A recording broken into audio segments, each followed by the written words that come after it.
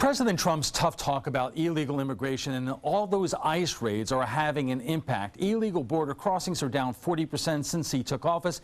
And here is another reality. It's time to pick the tomatoes and strawberries on the Suncoast, and there are not enough workers to do it. Adam Cellini joins us with more. Adam. That's right, Alan. Farm operators say they have battled labor shortages for years, but there is a new element of fear among that workforce.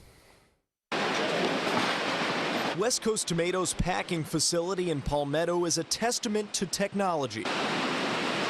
Giant computers sort tomatoes by size and color, then a series of arms and belts carry them to a box for shipping. But in the fields, tomato farming remains old-fashioned. The robots have not been developed to be able to reach in and pick the right tomato out and put them in a bucket. It's humans, immigrants to be exact, who help West Coast Tomato harvest between 100 and 125 million pounds of produce per year. A yield company president Bob Spencer says takes about 400 to 800 workers in the fields per day. It's the biggest variable in our business. We cannot plant or harvest without a tremendous amount of people to help us do that. Some come to the U.S. on temporary work visas, but many more are here illegally, moving from state to state with the seasons for daily work. But now some aren't showing up at all. People that are here working already are very nervous and uncertain about their future. President Donald Trump's crackdown on undocumented immigrants has many in the area afraid to leave their homes. La Primavera, a Hispanic market in Sarasota, estimates a 30% dip in their business since inauguration. It's a challenge because we really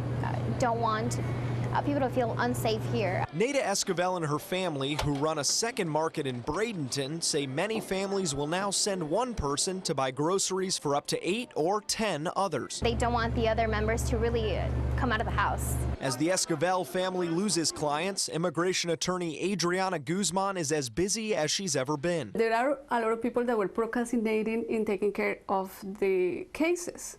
So they were, if you are married to a U.S. citizen, I eventually will do my paperwork. Immigrants are flocking to Guzman's office for counseling or to finally start the application process for U.S. citizenship, which can take years. In some ways, this is helping. This is helping them.